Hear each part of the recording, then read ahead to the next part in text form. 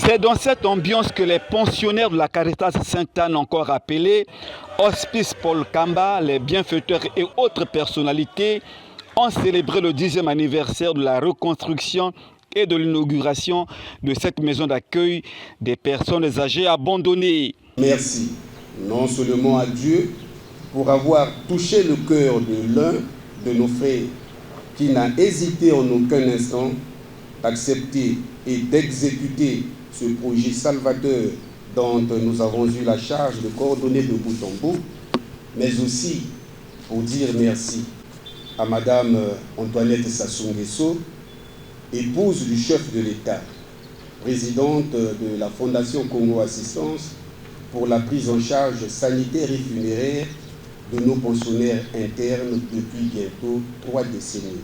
Dans sa prédication tirée du livre de Matthieu chapitre 25, versets 31 à 40, l'archevêque de Brazzaville, Monseigneur Bienvenu Manambika Bafuakwaou, a exhorté le peuple de Dieu sur l'amour du prochain et des personnes âgées, tout en remerciant le colonel-major Rémi Ayayos Ikunga pour son attention particulière envers ces personnes.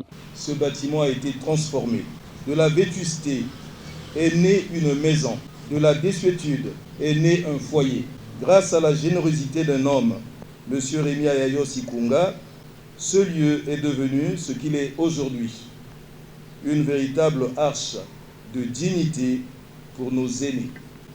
L'évangile de Matthieu nous révèle l'essentiel de ce sens profond, en rappelant que chaque geste de charité n'est pas un geste envers l'homme seul, mais envers le Christ lui-même. Sachions nous aussi que nous ayons présent à l'esprit que la jeunesse est de passage. On ne sait jamais dans la vie. On ne sait pas qui se retrouve dans ce genre de maison. Voilà pourquoi le bien que nous semons aujourd'hui, eh bien, nous le récoltons demain. Lors de cette messe d'action de grâce, une collecte de fonds a été faite pour soutenir cette maison qui a une capacité d'accueil de près de 60 personnes âgées abandonnées. L'hospice Paul Kamba existe depuis les années 60.